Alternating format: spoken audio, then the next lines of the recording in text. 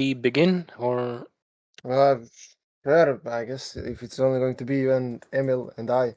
Yes, it's going to be three of us because Ah, Vator and others did not really respond to the message. So I guess we can begin. So maybe a question, just to begin the conversation and the discussion.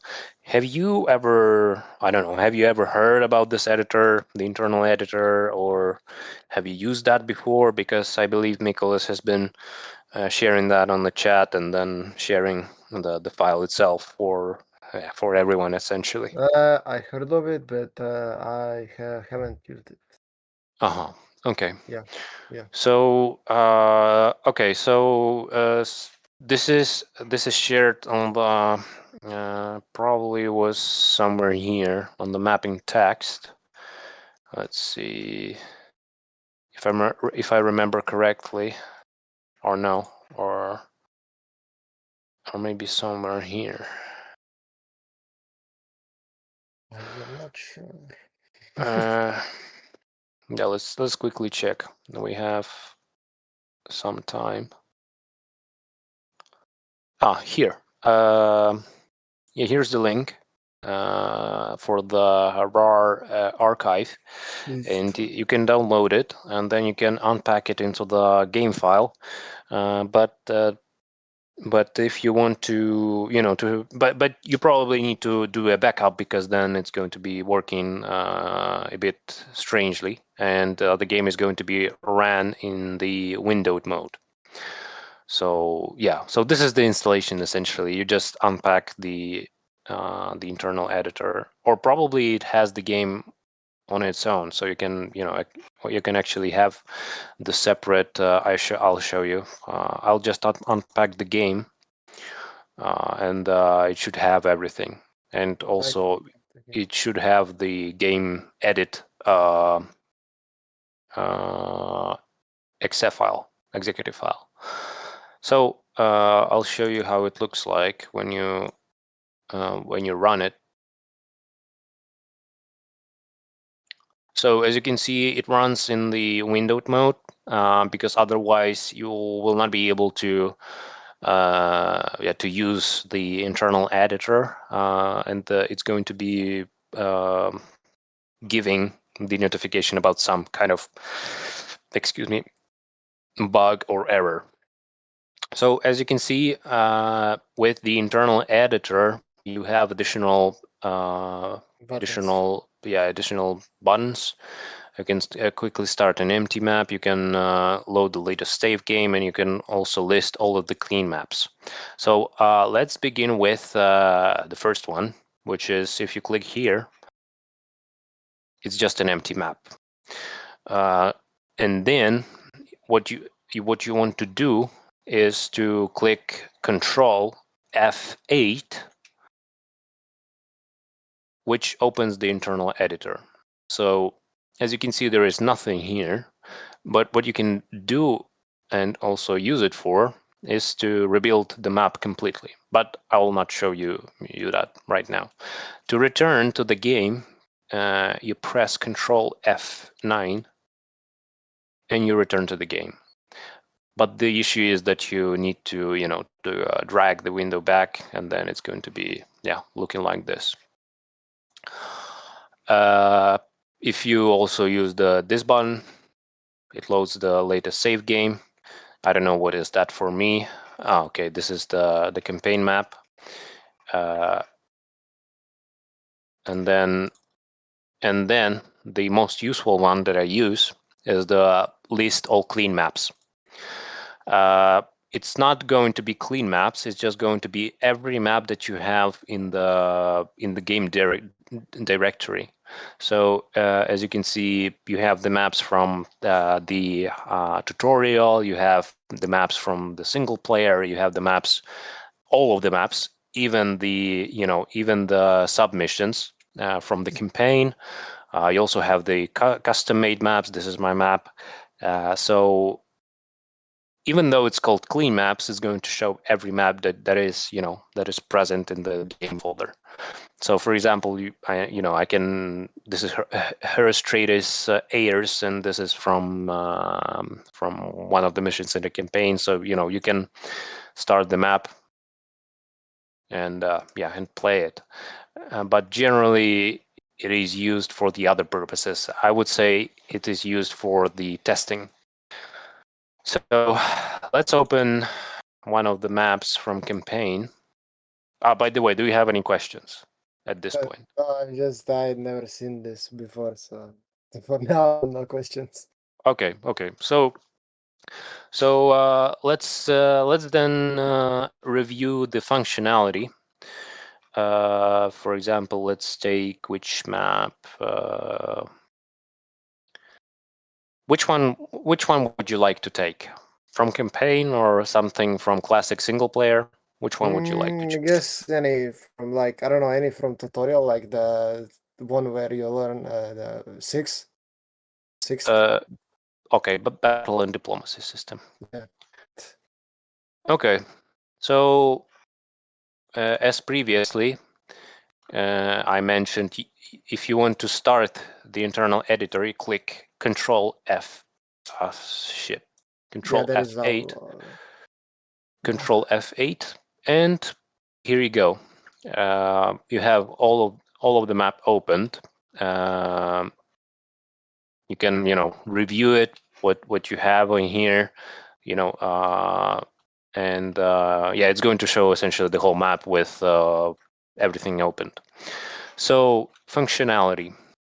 I'll start first with with those buttons, but I'll just a second. Let me I'm clicking. let me switch off the sound because it annoys me, or music, I would say. Okay, so back to F8.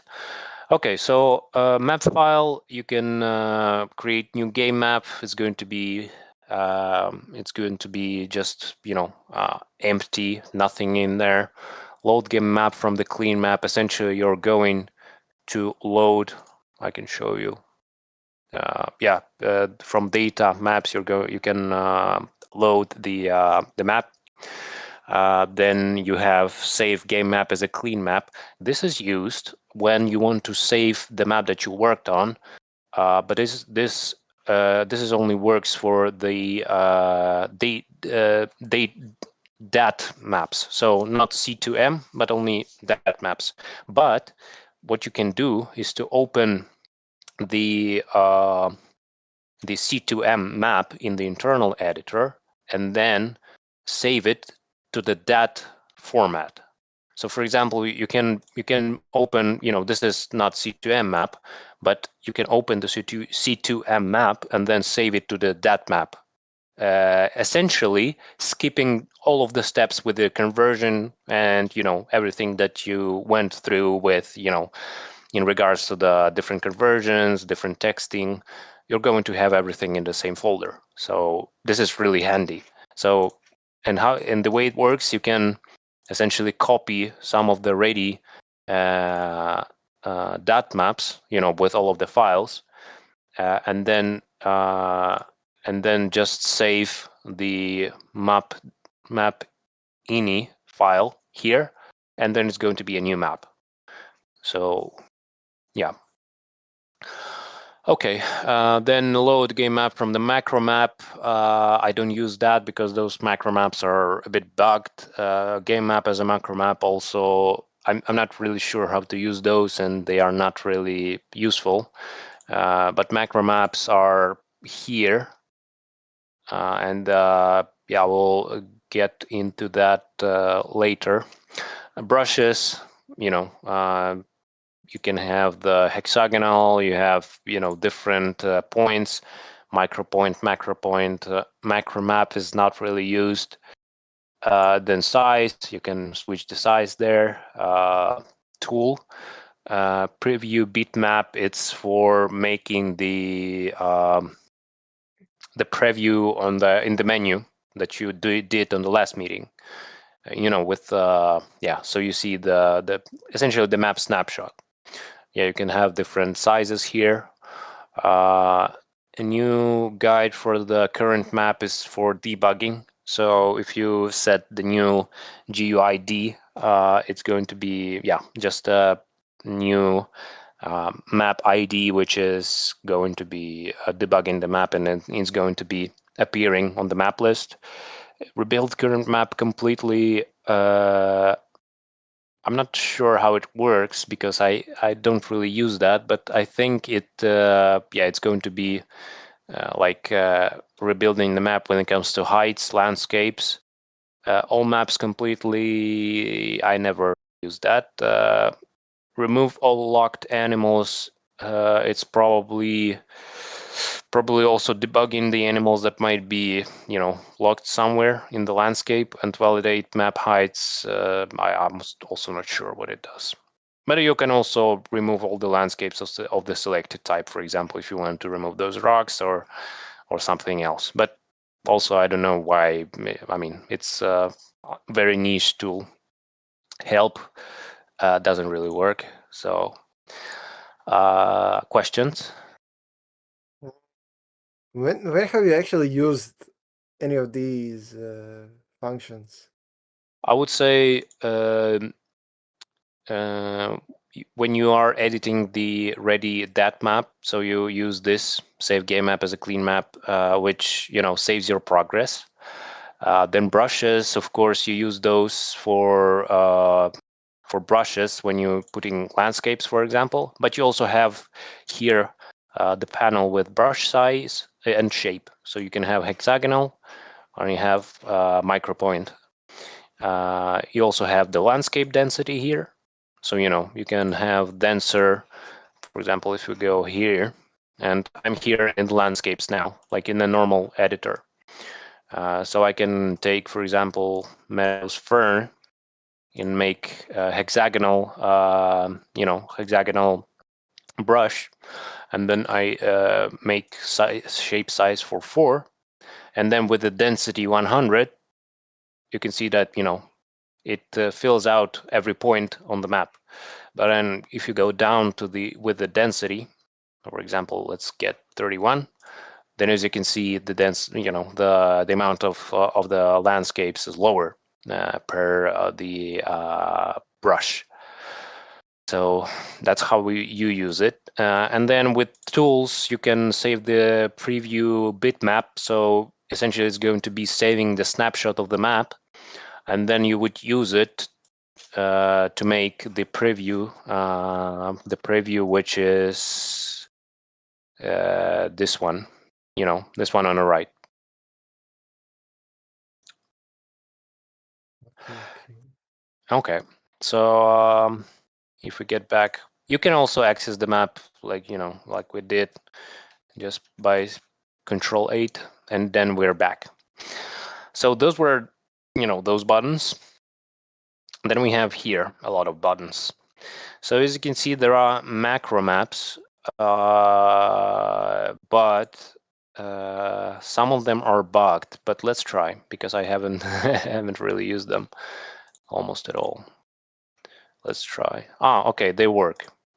So essentially, macro maps are the snapshot from different maps that you can put, like like a like a bigger element. So essentially, as they should work as you as they should allow you, for example, to catch like the big element of the landscape and then copy and paste it somewhere else.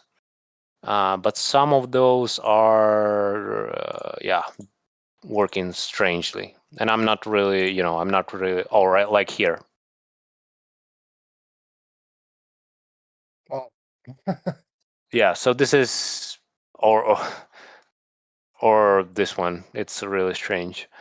Uh, yeah, but yeah, usually they are not really, not really used. But what you can do is, copy. I don't know how to do that, but let's try. Let's try pick. If you click here, pick macro map from the game map. So, for example, you have this element, and then if I click here, you see that it's bugged. So yeah, and then yeah, it crashes. So essentially, you have the set, but you can't really get the new macro maps. And let's get back to the editor.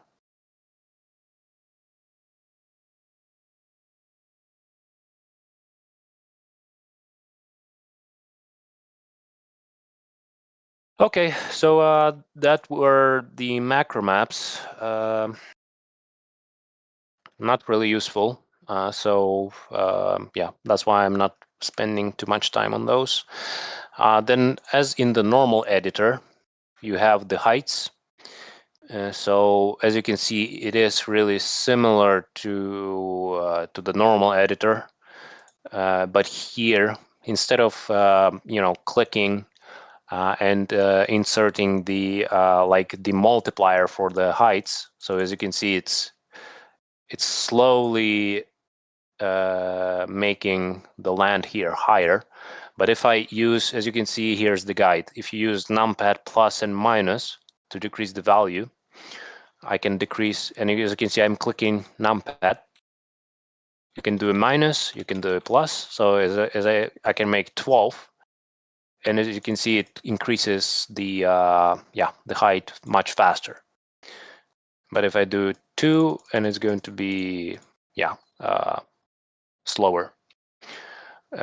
Make heights valid is just makes essentially the same that it does in the normal editor. It allows you to see behind the more mountainous terrain. Then you have also the absolute mode to set absolute point. Like for example, we have 0 here. I can also use hexagonal. I've set 5 with numpad, and then it's going to be 5. Uh, why would you need such an absolute mode? It can be really useful when you place walls. So as you can see, if we go here, mission ID dungeon, or no, not this one, misc walls, no, misc harbor dungeon. So as you can see, you have walls, right? And on the uneven terrain, like this, yeah. And one other thing, but I will get to that just in a minute. So as you can see, it doesn't look really nice. But if you, okay, I have misaligned it in just a second.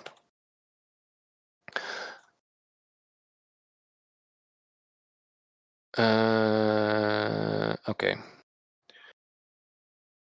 And let's do it once again. So essentially, what you would need to use the absolute mode is when you want to align, for example, walls or some elements of the landscape that should be aligned. For example, roads or something else. Because when when you want to convey something that has been human made, which is normally flattened or artificially artificially corrected. For example, when we have uneven landscape, and when I think when people tend to build walls, and especially in cultures, you tend to flatten out the terrain, to make it look nicely. Also, random mode, smooth mode, something that you have in the base editor. New 0 level, it's going to be making 0 level higher or lower. So this is how the heights work. Then you have also, similar to the normal editor, you have the ground patterns, but as you can see, this is much more extended. As you can choose every and each one of the texture and put it here in the editor. But one thing, as you can see, there is no transitions, and it's very sharp. And to do that, you always want to click here, toggle auto transition, and then when I click, as you can see, the transitions are becoming present. But the problem with this tool is that, as you can see, um, the the pattern is not randomized. So if you want to edit something, you would need to randomize it yourself, so it doesn't look too repetitive. But normally, uh, I don't really edit the maps in the internal editor, and as you also might think, is that it's better to edit the terrain in the normal editor because of the randomization of the patterns. But essentially, you can have everything here, every pattern, every element. So it's for the advanced editing, I would say. As you can see, you have everything, every type of water, everything available here. So does it work? No. So these are the ground patterns, and then these are the landscapes. So with the landscapes, you have the list here. As you can see, the ones with the I don't remember with the hashtag. The ones with the hashtag are actually brushes. So, for example, if I would go to, for example, this one is interesting. So as you can see, if you choose the brush will contain the random landscapes. And random, I mean, is that they will pop out with the percentage of the probability that they will be put it when you are clicking with it. And as you can see, if you chose some kind of landscape before choosing other one, it might stick to the cursor, to your mouse, like this. And to remove it, you would need to choose the landscape list that doesn't have the brush, which is not the brush, like this one, and then choose none, and then the previous landscape will disappear. And then you can go to the brush, for example, this one, like big cypress. As you can see, you cannot update the brush, but what you can do is use it. So as you can see, it's going to be putting landscapes not randomly, but with the percentage that has been set in the in the brush itself. When using let me get back to the patterns. If you are using the patterns and you want to copy the pattern, let me double check. If you want to grab a land texture, you would need to click Y, and as you can see, it is going to pick the pattern at which your mouse stays. So if you want to pick up water, you can place it here. You want to pick up land, you can place it. So this is how it works.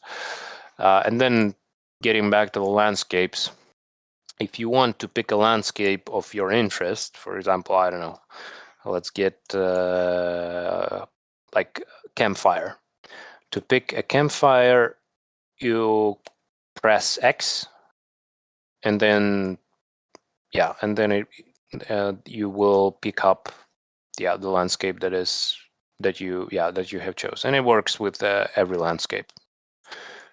And then you can, unfortunately, it doesn't pick the one doesn't pick the one that is on a list, but it still shows the list where you can find such landscape. For example, like this one, like the debris, ruins, debris. This is the list, like the source list, or for example those wood debris. You can also click here. It's also the same, but it still allows you to find it. Yeah, and then you just press X and you can get every landscape that you want. What else? As you can see, there is a button called Ignore Block.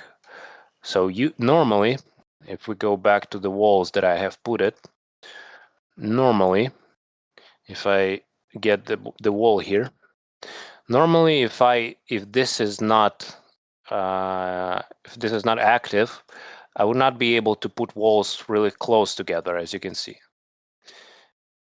But when I choose this option, I can even put it on itself like this. So what it does, because every landscape has the like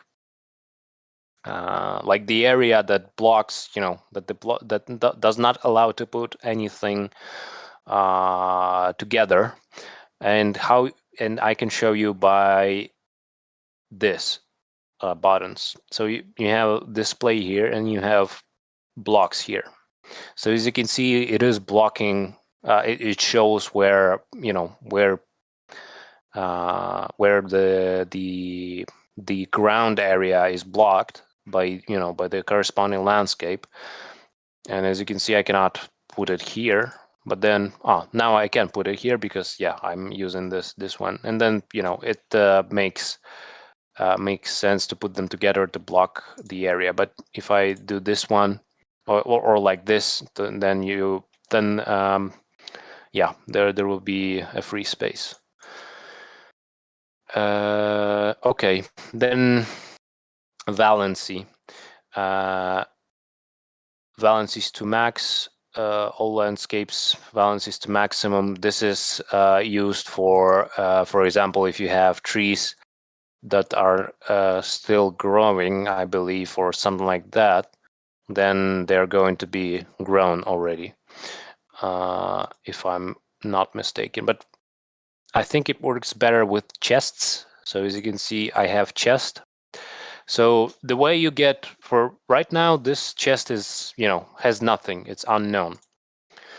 But if you use numpad plus or minus, you're going to be having valency changing. So for example, this one is unknown. But as you can see, I am changing with numpad. I'm clicking plus or minus. With minus, you get the chest with lions. It's valency 96. And then this is the chest with lions. Archers 95, and and then you check valency or these are the papers, and then you just see here the description of what is inside the chest when you change the valency. This is the magical chest, which is also doesn't have anything, but if but you can essentially do the same, but you have probably more options here, like the catapult, but this is only for magical chest. You also have the different buttons here. For example, you can get straight to the goods with all the goods piles. And to change the amount of goods that you put, you also click numpad plus. Maximum is 5 if it's 5, of course. And as you can see, I am decreasing the amount by clicking numpad.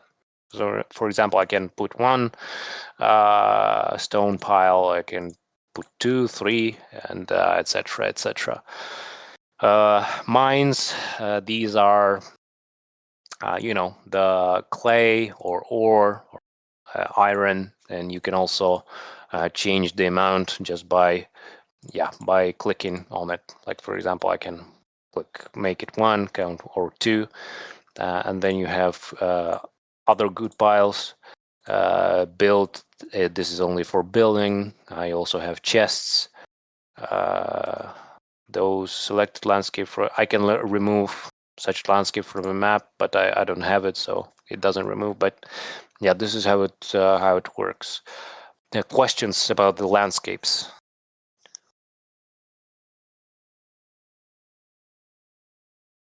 No questions. Okay, good. I just arrived. Oh, hello, hello, I, I, Walter. com- I completely forgot and fell asleep. Uh-huh, So okay. yeah, I'm here. No questions, though I saw your document text Yep. with many things written. Will you send this on the server? I mean, this is just a scenario. So, I mean, I will share with you um, the material that is that has been used by me to create this lecture, or to for this meeting. Mm-hmm. Uh, yeah, and then you will be able to research it yourself. But it's in German, so you would need to use the translator. Okay. Okay, Yeah. very well. You showed the buildings. May we see what it does? The buildings. Yes, you show. That's for buildings or I just. mean, I showed the how you can get the chests with papers. Mhm. So for example, you have the chests here, and Yes. then and then and then you need to use numpad plus or minus for Mhm. valency. Yeah. Valency, it essentially what it does is just switches the type of the thing that is going to be inside. So for example, if I want to have papers, then I go down. For example, here is the paper for an alchemist, and then the valency is 73, and then you get the paper with the alchemist hut and the druid. Mhm. And then as you can see, I'm switching the numbers here, and then it switches the type of the chest. For example, now there is a paper for the well, which has the valency of 60, but you don't need to remember those. You just use the numpad plus and minus to switch the type. Mhm. And then, and now I have the paper to well, and then I can remove this landscape. And then you see this landscape has been removed, but it removes all of the magic chests altogether. And the smaller chest I can also remove by, and then they are gone. Okay. Yeah. So yeah, this is that. This is how the landscapes work. I don't know if you also saw that regarding the block thing that you can put landscapes together like that. Mhm. I saw. Yeah. So when you ignore block, then you can put a lot of things together. But yeah, uh, when usually in the normal editor you cannot put those things together. So yeah. Okay. You also have the landscape density with the probability change, and so it's going to be putting different. But this is for more like for a bigger brushes. Mhm. Uh, yeah. Okay. Then here we have the transitions, and I would say that it's not really used, and I think it's also bugged. And you also get the transitions when you use the ground patterns with toggle order transition. So you don't really need to use this one. Then you have, like in the normal editor, you have the roads with where you can put the roads here, or everywhere essentially. One thing that is also very useful is the ability to put the signposts. As you know, when you switch or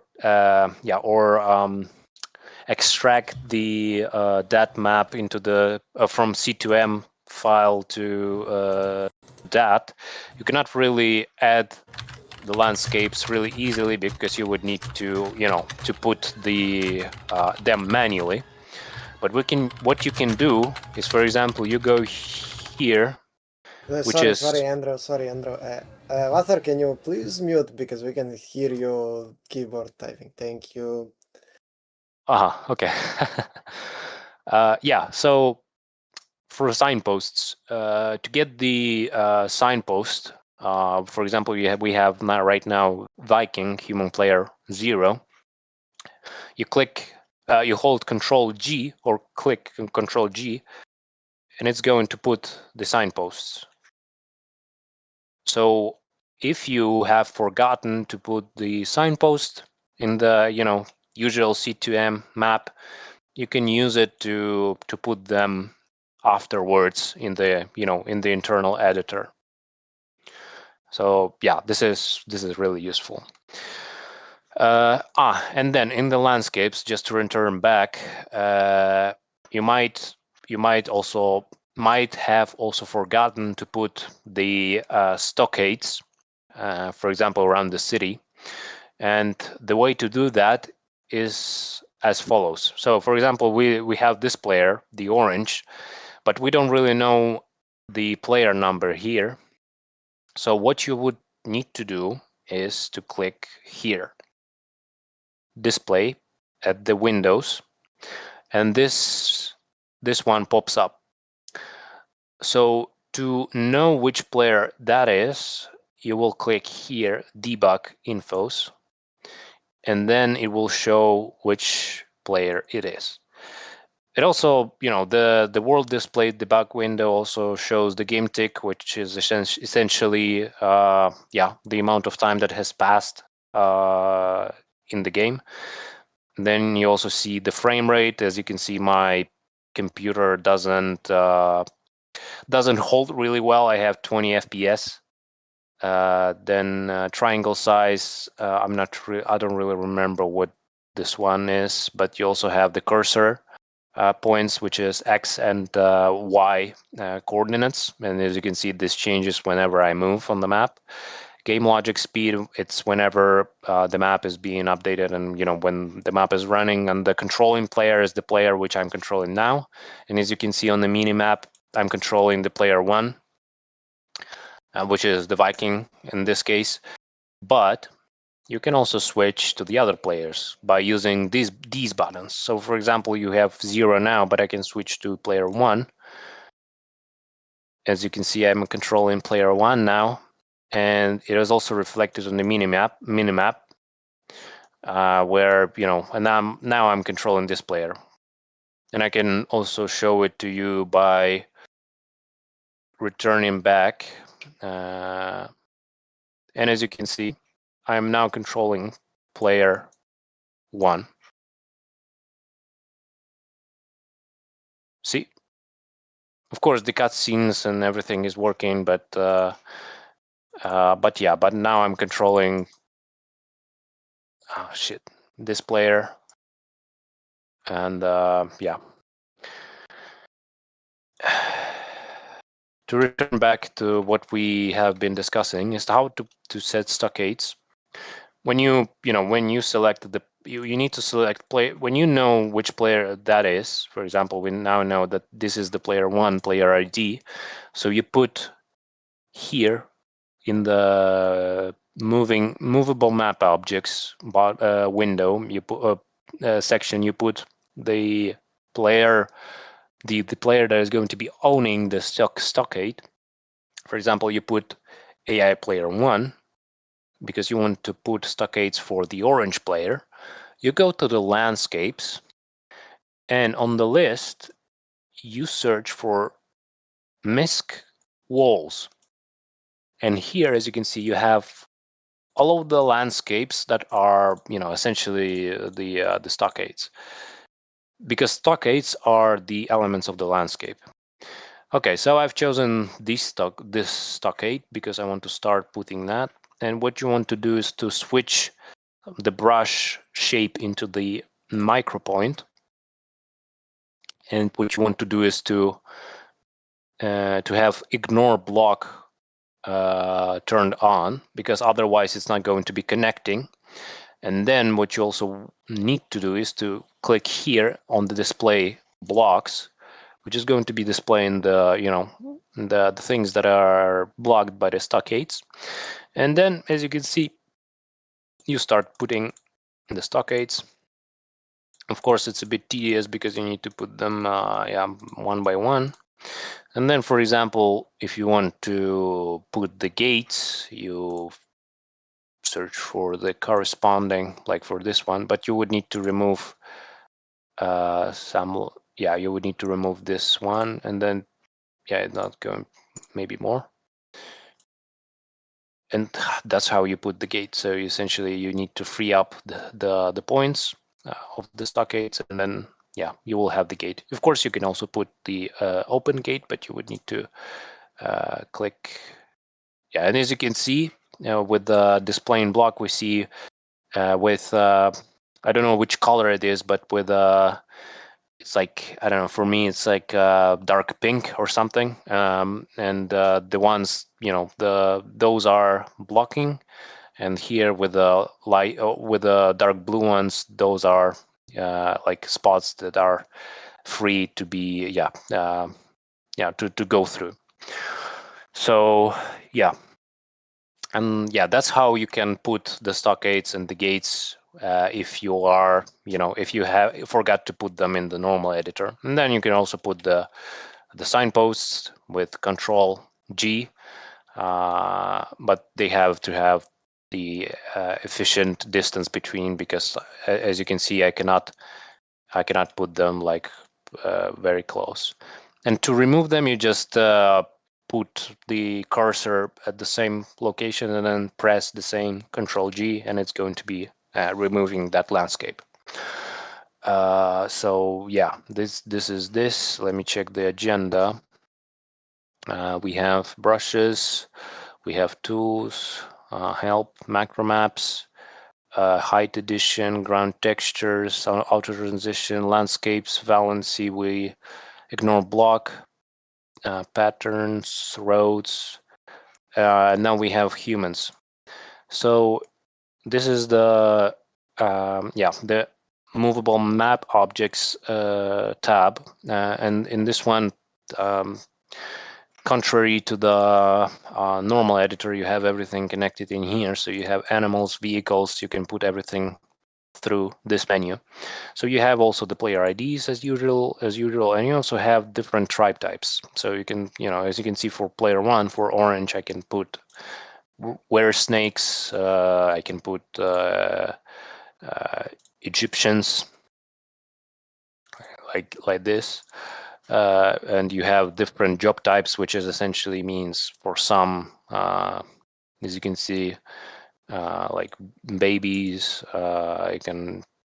This is the baby female, but there is also the child, which is a higher tier of human.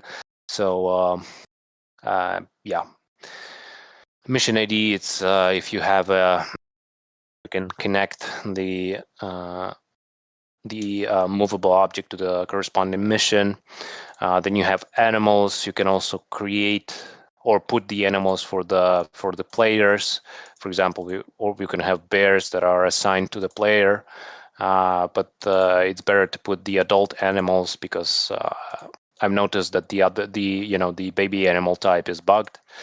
Then if you want to put normal animals, you would need to go into player ID, and for the normal animals, the player ID 20 is responsible for the usual animals that are not assigned to any other player.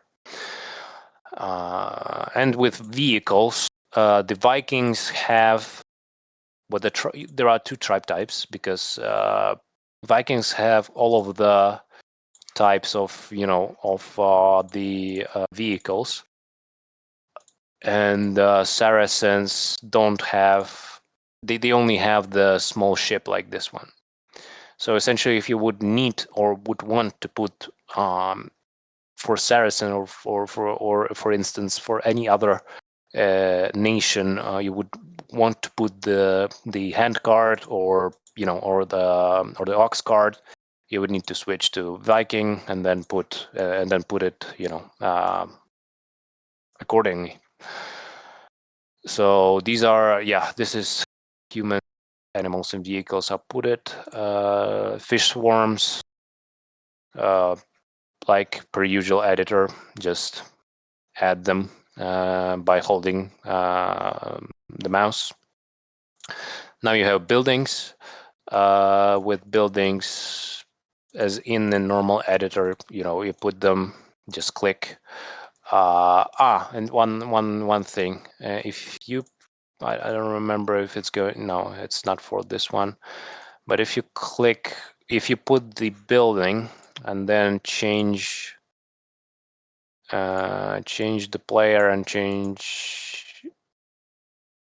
Oh no. So there is a thing that if you delete the building from the map using the other building, I guess, it's going to put the materials, on the ground. But as you can see, if I am using, maybe it's with other player.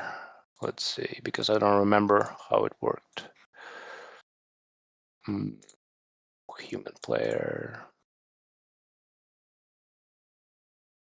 Oh, okay, yeah, maybe it's yeah, but yeah, you just delete buildings with the right mouse click, and then if you want, I think the balance doesn't work here. Yeah, but you have every building here with corresponding IDs, so you can essentially put whichever building you want for every player, and of course you might have the bottom must be built, so it's going to be putting the foundation only. So yeah.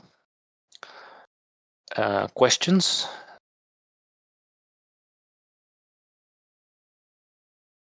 I take it as a no. No. Okay. Pattern masks. Not really sure what it does, and it's not really used. Yeah, it's something regarding the ground patterns. Automap. So this one is used to create the maps that are bigger than 500 by 500. So what you can do is you can upload the, where was it? Do all filter smooth. Let me see, because I'm not sure. You can create. You can click create here, but I'm not remember where. Patterns. So essentially, you can create the map, but without pattern, it will not work. So what you would do is you can create a PCX file, and then we can actually test it. Let's see. Eighth Wonder. Not here, probably here. Editor, premaps.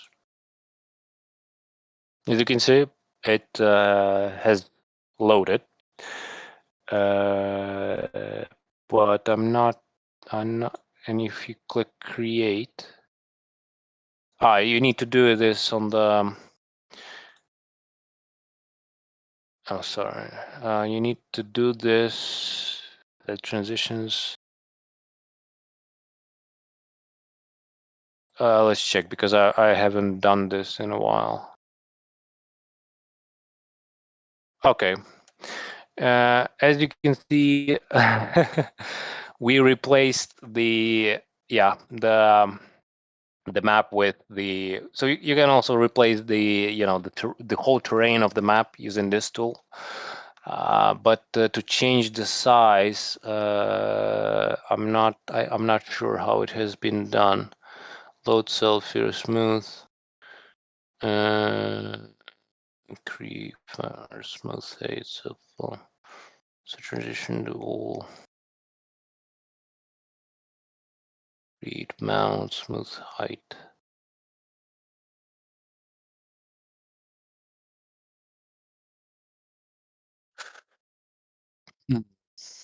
Where was it? Let's check.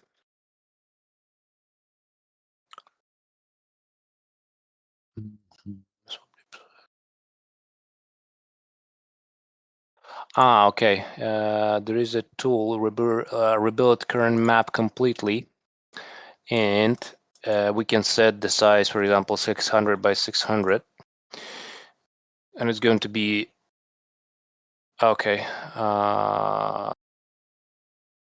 Okay. So you gotta do this with the empty map, because as you can see, with the ready map, it's getting bugged. But let's do that with a clean map. Quickly here.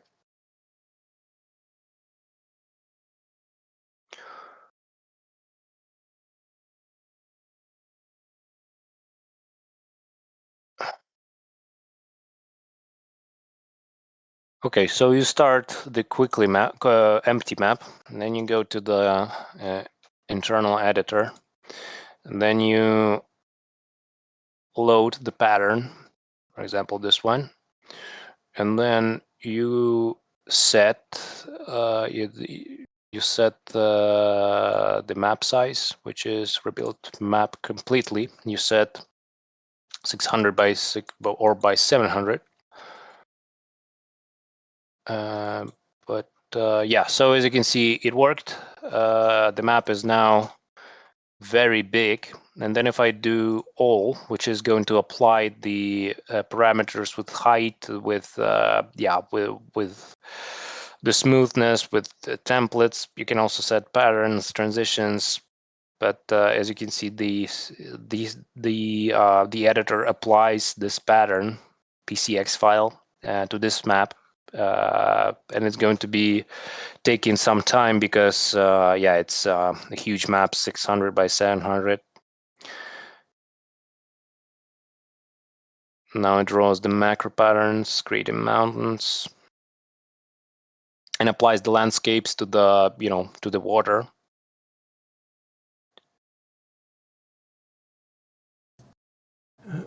Stupid question while we wait. When do you put Control F8?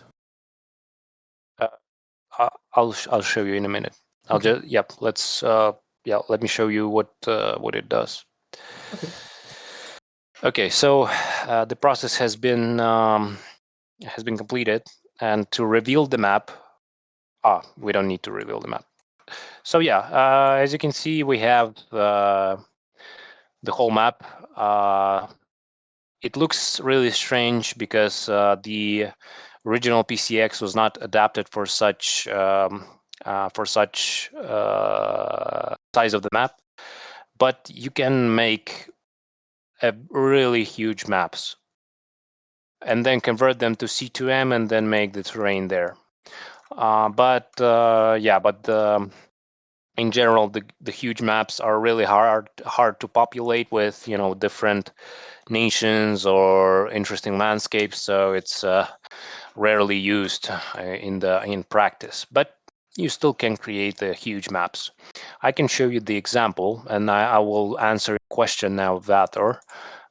If we head back, I have one example that I've made a really long time ago of the map that has the size of 1000 by 1000. So when you open the map in the internal editor, if you to access the internal editor, you click Control F8. See, Control F8, and you have the pop-out menu for the internal editor. Okay, so if I understood well, you have to go into the game, open a map, Yes. then put Control F8. Yes. Okay. Yeah. So and returning back to the map, as you can see, this map is 1000 by 1000, and has been created with this editor. But it in practice, it's not really. It doesn't really create too much value because, as you can see, most of the map is covered with C, which in a way doesn't get any value to the gameplay. But it's with this size, you can create very accurate landscapes. And what do you think is drawn here?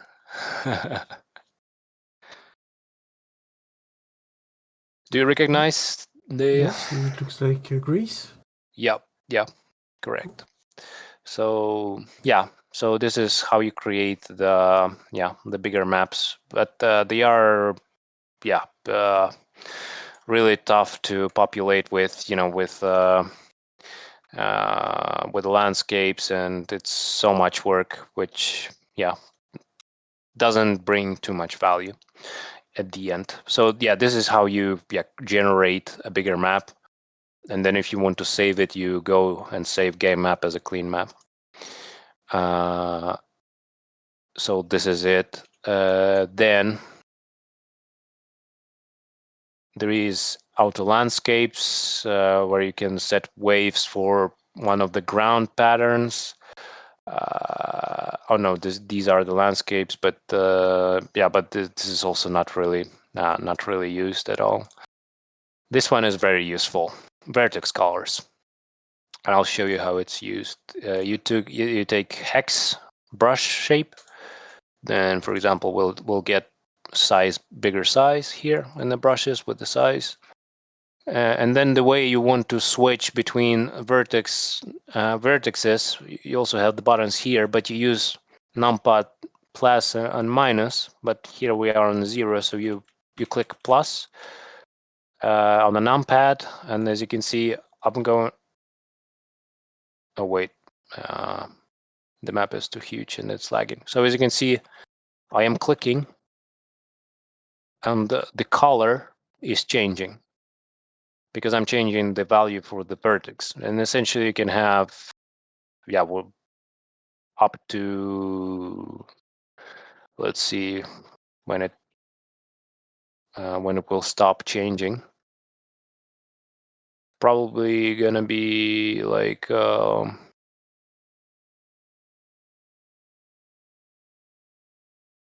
yeah. So after 143, you're not getting any different any different vertices.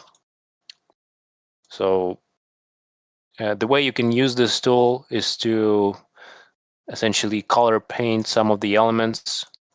Like for example, the good example would be here.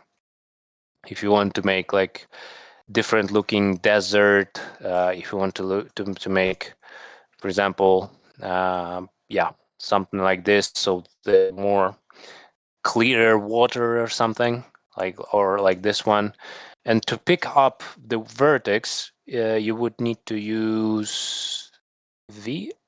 Yeah, you click V with the vertex opened, and as you can see, you can pick up the vertices yeah, from the map itself.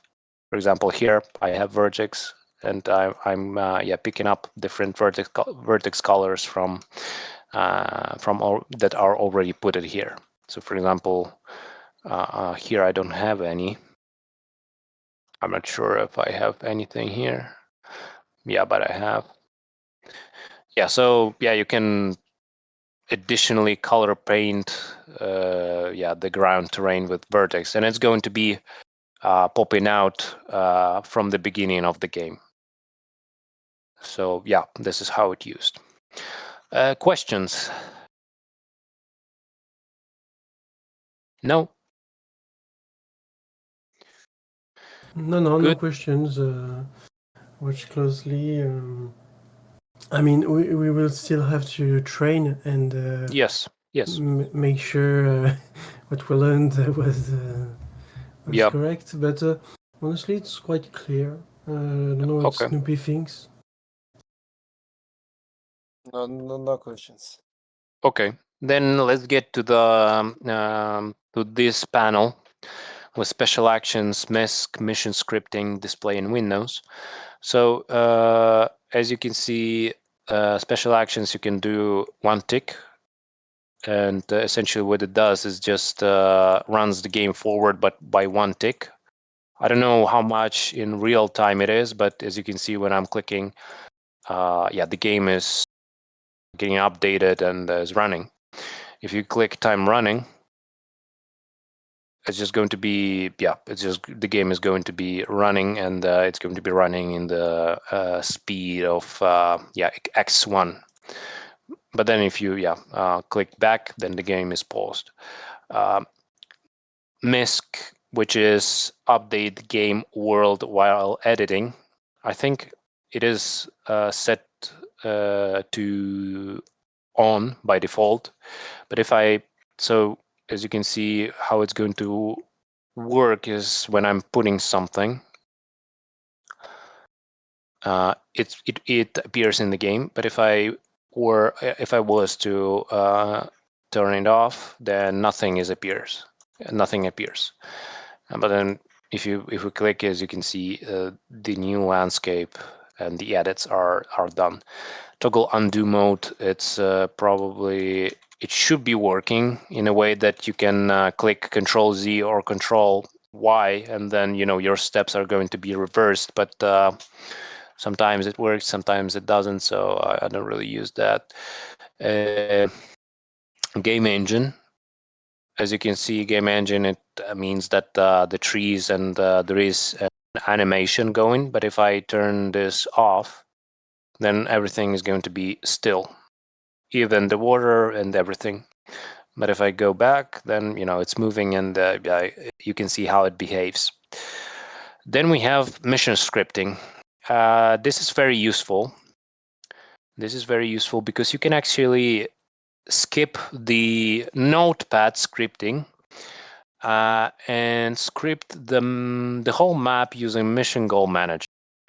Essentially, what you do is you add missions without putting everything manually. So if you want to add mission, you have different options here, but you would need to know what they mean. So with I can add the mission right like that, and then uh, visibility is used for if you want the mission to appear in the mission log. So do that or do not do that. Is active is when it's initially activated or not activated. So you can put it on or not. So it executes at the beginning or does not execute at the beginning. And originally activated is I'm not really sure. Yeah, it is also not really useful. Debug info, you can you can put whatever just for you to know what this mission is responsible for. Successful if it's negation or what's it called? Like the condition for the goals to be or for all goals to be executed or not. So, for example, if I have several goals, like find houses by humans, animals died. If this one is all done, which means that the mission will be executed whenever all of those goals are done. Then one done, which means that if one of those is true, then the mission will be executed. Most done, it's like with several of them, and then probably the majority. If the majority is true, then it's going to be executed. And no done is used when you have, for example,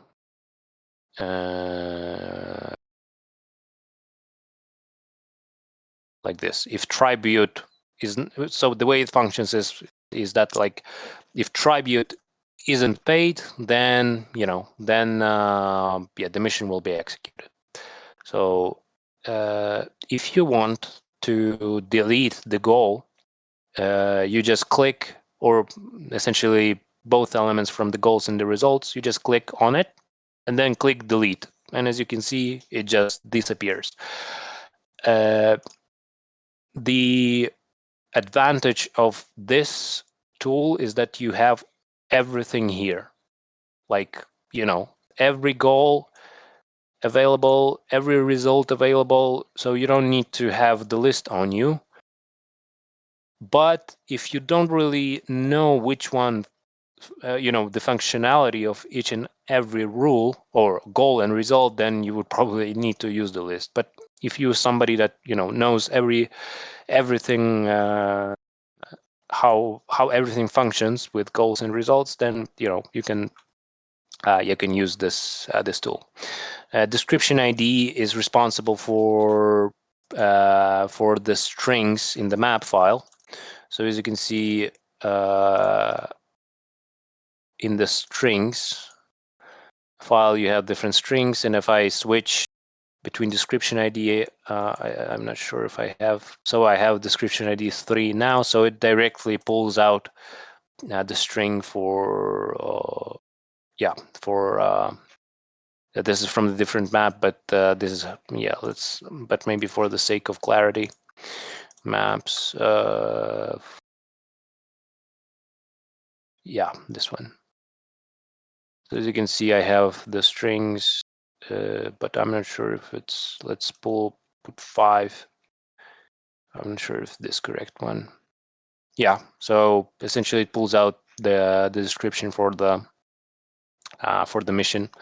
And then if you put this is visible, then it's going to appear in the list of the tasks. Then you can put in object ID, which is going to be connecting some of the humans on the map to the mission. But it's better that I pull out the different map, which has already missions prepared. For example, this one that I've made or been making. So, okay, Control 8, we have the map, and then missions. As you can see, I have humans. So you can also see the object IDs. For example, if you click, and those are those IDs were assigned to humans in the static objects. And then, as you can see, this is the one of the heroes, and it has 07 ID. And then I can use this ID to then script the map, or to make a script, not script, but but program something. And then the other tools are, for example, I have this mission, or no, better this one. So whenever you have a mission, you can check by which. Okay, so it activates. So there is a tool activated by, so you can understand which mission activates this mission. So as you can see, the mission 32 is activated by mission 30. So you can understand what is the connection. You also have check. It checks the mission dependencies and the code is written correctly. Update updates the mission code, and essentially saves the progress. But to really save the progress, you have several buttons here, like save, for example, and then you go to the folder with your map, and then double click here, and it's going to save your progress so far. But you need to be careful though, because if you made any changes of the landscapes, or if you opened up the editor too late into the mission, the map is going to be updated fully, and you're not going to be saving the initial positions of every human. So yeah, so the way, if you want to update your map, the best solution to do is to open the map before it does one tick. It's really hard because yeah, as you can see, I'm clicking, but I'm not. Yeah, so I cannot update the map because it's already done several ticks. But let's try again. Yeah, but I will not be able to do that because my game is lagging. But the idea is that you want to open the map as fast as possible. So, the game itself is not going to be updated, and and you don't do any unwanted changes to the map. Do you have any questions for the mission goal manager? No questions. Okay, but in general, I would say I prefer this one to the normal way of map programming, because it is much clearer. And for example, when you have let's see, when you have different missions, you can actually see it's much more clear which number is response to. You have the lists, you have the human IDs here, and cutscenes. when you have something that is revolving around the position, you can also see the position. You jump straight to the position, or for example, let's see, find position by when you have the something that also has the radius, you can actually see the radius. So it's it's much more handy when it comes to the visibility to what you do. Yeah, let's see what we have on agenda. Missions, vertex I've showed you, undo, how to use and why to use sectors. Okay. Yeah, then let's get back to the to those things. So you have display here. This shows essentially how the terrain looks like when it comes to the heights. Blocks I've shown you. It shows the terrain that is blocked by the landscapes. Houses. You can turn off the houses on the map. So you can, as you can see, I see them now. You don't. For example, here there are houses, but you can turn them off just to see what is behind or what ground pattern there is there. You can turn off the landscapes. Also probably to see, I don't know, the ground patterns. And then you have different windows. For display, the way it works is that you can jump between different control of different players. Now I'm controlling player 0, which is the player that you start with. Then I can control player 1 or 2. For example, now we are controlling player 2. And now, as you can see, looking at the mini-map, the signposts are connected, which indicates that that I'm controlling this player. Exploration is you can you can explore a map or unexplore it. Debug infos are for different elements to know information about them. Like for example, if you want to know human ID or player ID. Grid lines, it's lines, so shows the heights. You can also turn on blocks, and as you can see how the landscape interacts with the blocks. Edit infos, it just turns on or and off the building editing infos. M1 is the normal view. M2 kinda makes the map flat a bit. And then M3, those are different kinds of views. So you can, review your map from like the higher perspective, but also with the fish swarms. And M5 minimize. M4 maximizes the size of the landscapes and houses and everything, but M5 minimizes the landscapes and maximizes the terrain. Why use it? I don't know, but maybe if you search for some kind of landscape particularly, then you probably want to use this. But M1 is the default view. Then you have transitions. It turns off and on the transitions of the ground patterns, and and here are like the additional transitions. This is this is the tools for the display debug window.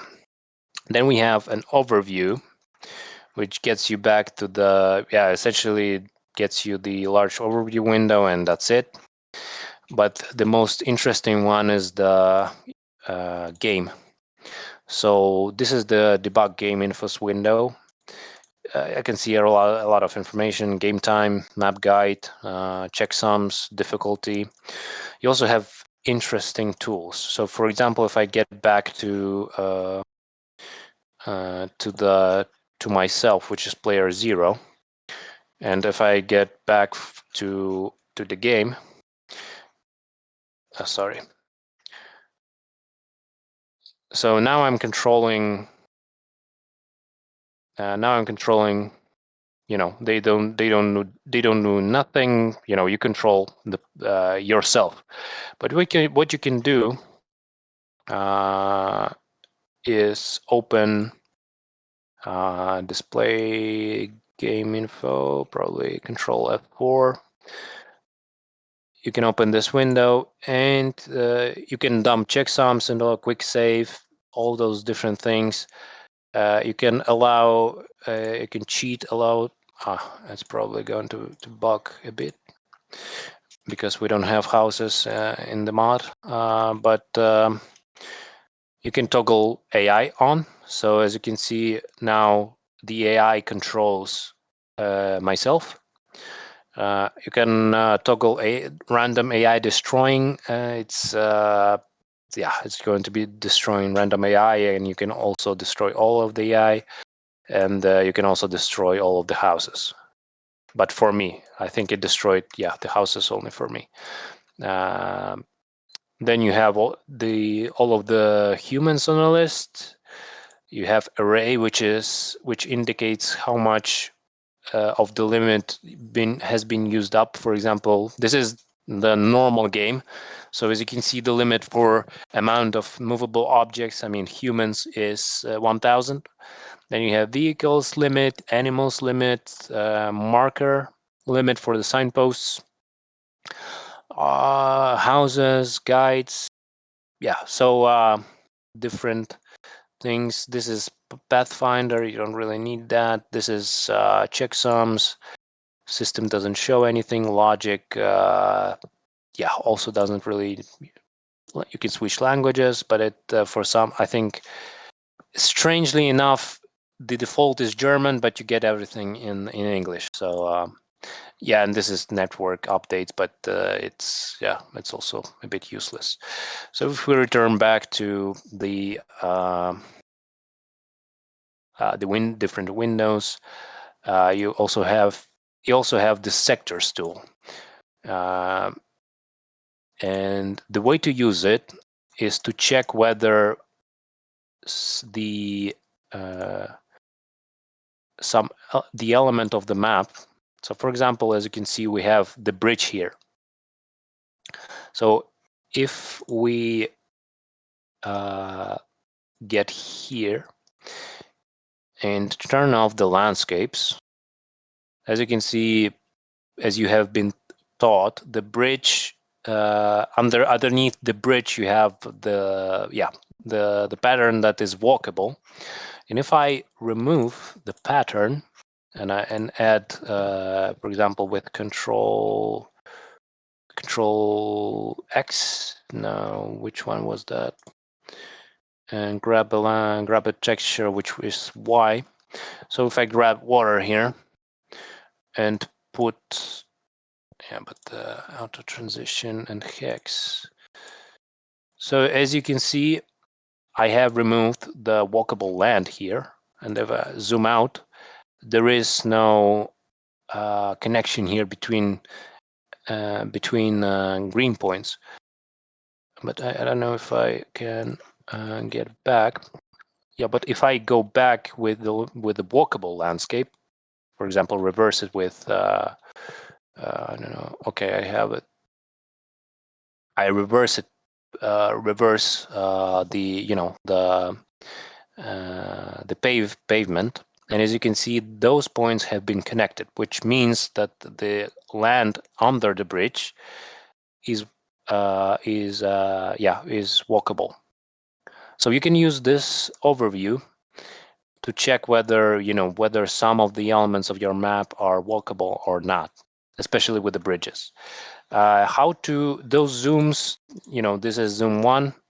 And it shows the whole map, but this is not really useful. But then the zoom 2 shows the connection points. The zoom 3 is very specific.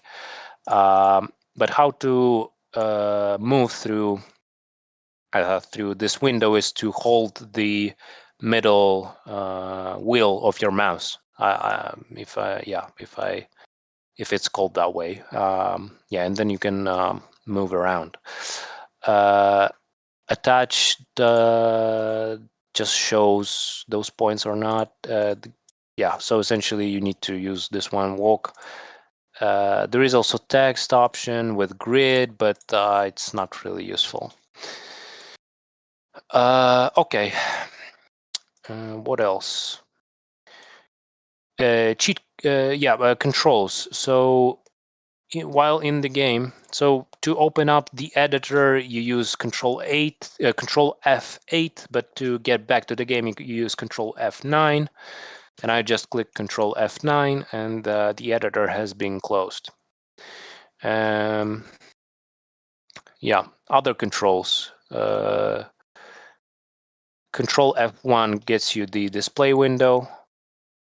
This one, so you can do something within the game. So as you can see, I can turn on blocks. I can turn some or exploration, or edit infos, or or do different things when the game is running. I can also check the word logic. With it's a lot of things that are not really useful in the map making. Then control, and this one is Control F2. Then Control F3 is the sectors, the ones that I showed just a minute ago with the walkables. Control F4 is the debug game. So I've turned the AI on, so it works. So it just does things on its own. Then Control F5 probably does nothing. Let me check. Control F5 doesn't do anything. Control F6 opens up the AI commands window. So so you can check whenever. You can check what the AI does and what are the main tasks and the conditions. And it's also useful to if you are coding the AI. To close this window, you click Control F7, but you probably need to get back to player 0 to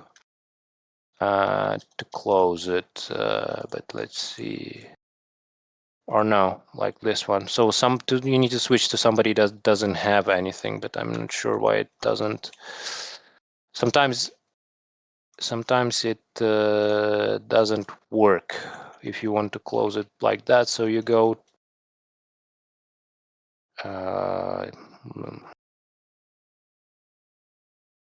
close AI task window.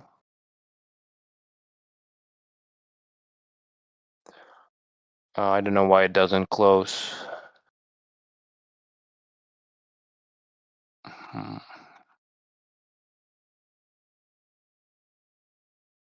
But if it doesn't close, you can probably how to debug it. I don't. Oh, okay. Now it closed. You see, it's it's a bit bugged. Then the other commands are Control F8, which is open the editor, and Control F9 to close the editor. There are also cheats like Control X reveals the map. Then what else we have? Then Control C allows you to build everything and gives you all of the technologies. It's a bit bugged for the base game because there are the other nations are not intended to have everything when it comes to the technology. Then the other cheat code is Control M, which speeds your game up to 1000.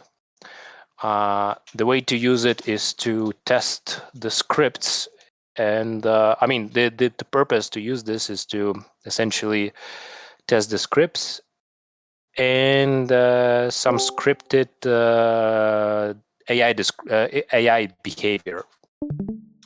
So so you can speed up the game and then test things. Then you also have the Control Q, which hides the UI. So you can turn off the UI, and then Control W turns it back, and then you have Control O, which is the cheat that allows you to get army. So it spawns 3 swordsmen and 1 longbowman at your house or at your around your humans, and then Control L is just a quick load, and yeah, and that's pretty much it. Yeah, this is these are the controls for the internal editor.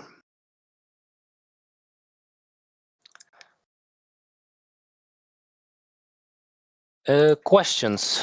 I think we are done with the agenda. Well, not many questions, but mostly because we had all the courses behind us, so Okay. most of it was kind of explained. So you mostly showed us new ways to do what we already learned in the past. So for me, not much question. Though I have to admit, all the tools you just showed were quite interesting because, as you said, we can see the road, we can see the number of animals, what we can do with AI. It's quite interesting to have the ability to get into the map and see how it's done and what we can do. Do you think we can use our user maps on the editor in this one? I would say that if you have C2M maps created, you better convert them, or I mean, extract them into the DAT form, and then the way I use it is and I create the C2M map with the terrain, with with the dedicated places for the players, and then I use the internal editor for scripting for the additional terrain fixes. But I would say you can use it, but it's better that you learn the script lists and and other things. Okay. But what is also has been useful for me, or I mean, the way it was useful for me too, is learning of the scripts in the base game. So if I open up the game edit once again, what you can do is, if you see something interesting scripted in the campaign, you can check how it is been scripted. So for example, you have the list of the all clean maps, and for example, we take the map, let's see, where was it? The Temple of Artemis. And for example, you're curious how the how the AI has been realized. On this map, you can pay the AI to attack the other AI. And if you want to understand how it's done, you click here at the edit mission goals, and then you can see exactly what has been scripted on the map. So as you can see, you would need, of course, to scroll through them. But for example, let's see, there is also debug info, and it's in German, but here is only general. So this is the script. If you find this general, then it creates the tribute. You pay the tribute. The tribute is paid, and then of course, you have the cutscene. You send human, and human. As you can see, human ID is 10, and you have the object IDs, and then you can find the human 10, which is our general. And then what is also interesting is that the way it has been realized is that there is an external flag set which activates the AI condition in the AI file, and then all of those guys are going to be executing the the script within the AI script, and then we'll be attacking this AI. So on this example, what I wanted to convey is that you can look at the maps of the creators and then understand how some of the things were scripted on a map. So this is one of the useful things that that were of added value for me when I was learning mapping. Okay. Yeah. If there is no other questions, I will share the resources that I've been using for this part of the course. They are in German, as I mentioned at the beginning, but you can translate them and get probably more explanation of all of the functionalities of the internal editor. Well, in any case, thank you a lot, Andrew, for the course. Of course, my It's pleasure. very interesting. I don't know what the others think, but yeah, hopefully you'll be able to publish a map by 20th of September. we shall see. Yeah, I know it's really complicated, but I hope that our efforts were of use for you. So It's not just for use of us, it's also for the future map builders. So it's not for yes, nothing because there wasn't anything before except like text. Now there is also video proof of it and explanation. yes. I don't know if Emil is still here, but he's probably recording everything all together. I'm gonna have the break now. So yeah, thank you for joining today's Thank course you. and for the course itself. And if any questions, you can always reach out. We will. Yep. Okay. Yeah. Thank you very much. Thanks, And Andrew. yep. Thank you, Snoopy. Thank Bye-bye. you, Butter. Bye bye.